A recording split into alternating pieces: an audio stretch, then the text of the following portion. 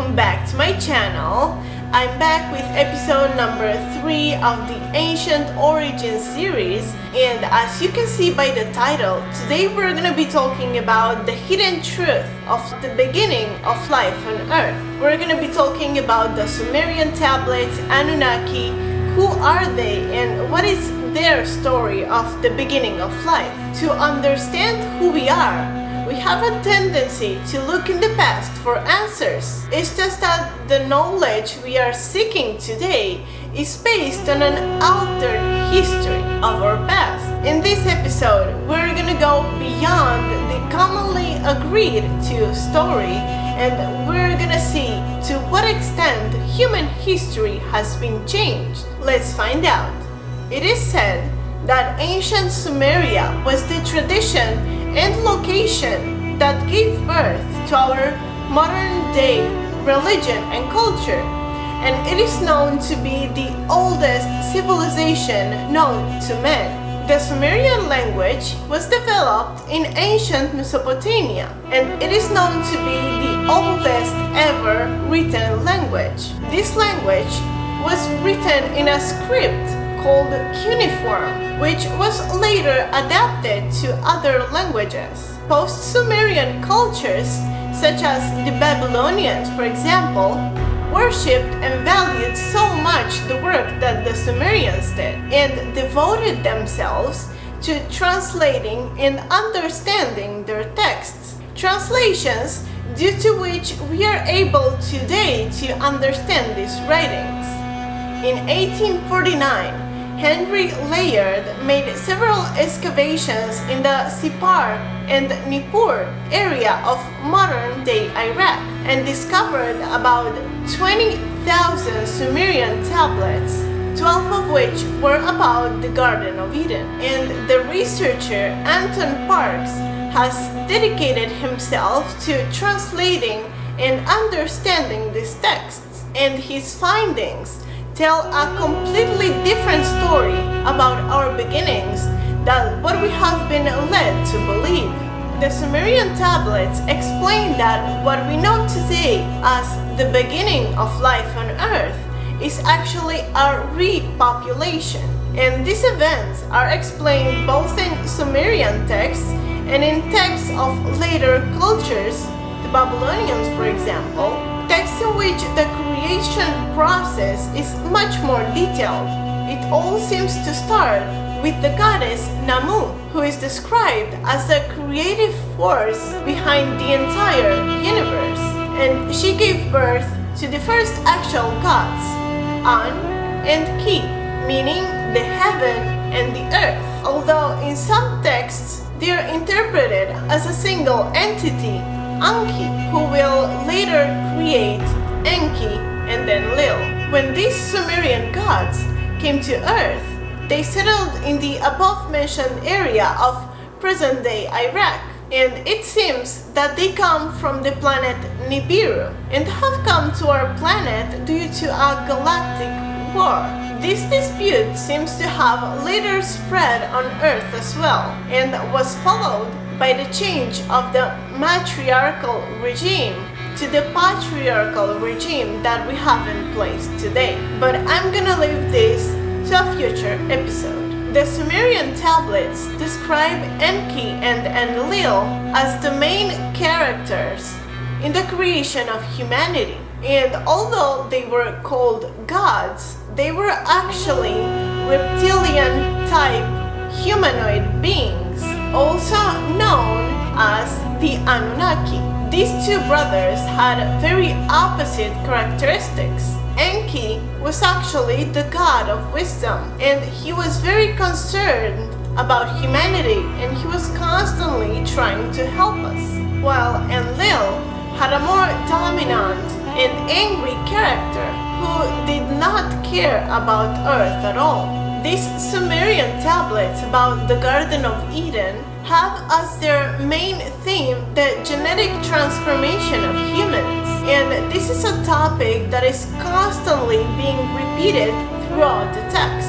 It is estimated that the Anunnaki came to Earth approximately 300,000 years ago, and Homo sapiens, humans as we know them today, came shortly after. These tablets also explain in a very specific way how these Anunnaki had created workers to serve them. The main geneticist seems to always be Enki, who modifies the genetics of the humans of those times according to the requirements of his brother Enlil. That is, people who think logically and are intelligent enough to follow their instructions effectively. These Sumerian explanations of the modification of human genetics in the interest of the gods seem not only to support Greg Braden's discoveries about human chromosome number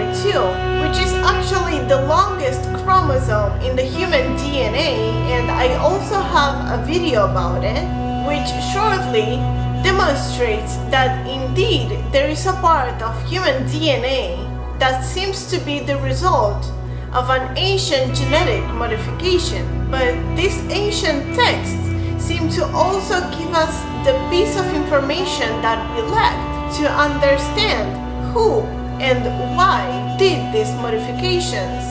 You might be wondering, okay, but how does this actually refer to the biblical version of the Garden of Eden? Well, a very important name that is repeated both in the biblical text and in the Sumerian text is Adam.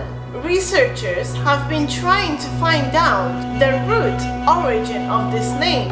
Where does this word actually come from? And they were looking in Hebrew roots, but have not found any conclusive answers. This word seems to actually come from the Sumerian language and means animals. Again, it is understood that people were seen as animals and their purpose was to serve the Anunnaki. And this is also the reason that created the conflict between the two gods, because Enki did not agree to this kind of manipulation of humans.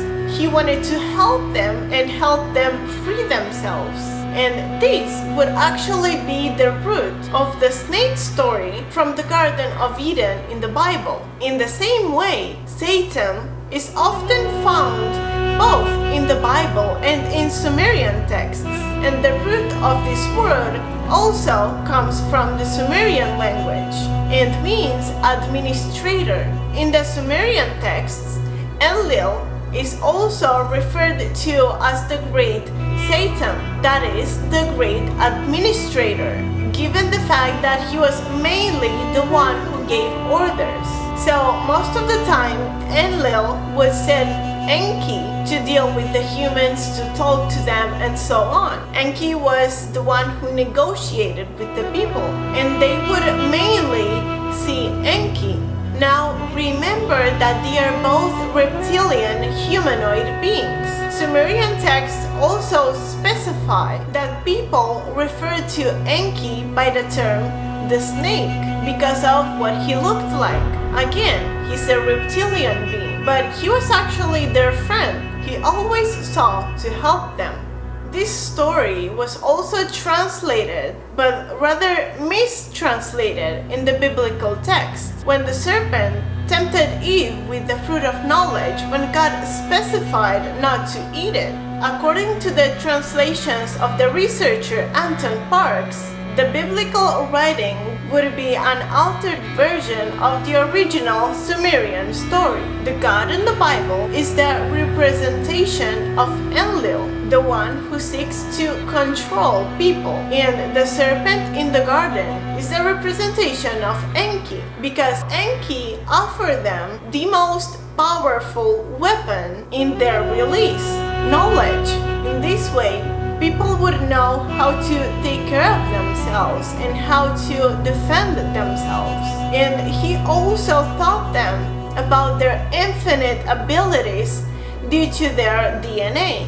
Graham Hancock, who's a researcher of ancient civilizations, believes that Enki's real purpose was to give people free will, to think and make decisions for themselves. And he says that we are here on earth, on this plane of existence, to learn to transcend duality and to learn to make choices between good and evil. Religion in modern day society has manipulated this information in such a way that offers the idea that knowledge is a forbidden fruit and intentionally seeks to make us feel like sinners for our knowledge. The system was created in such a way that man would be intelligent enough to follow instructions, but easy enough to manipulate as not to ask questions about it. It is not new that church and state institutions have changed history in such a way that suits their needs, and in a way that people do not even dare to investigate for fear of falling into sin. I'm gonna stop here for now, and I'm sure that this information is gonna raise a lot of questions. So thank you so much for watching. If you enjoyed this video, you can help me by hitting like and subscribe to my channel. See you on the next time. Light and love.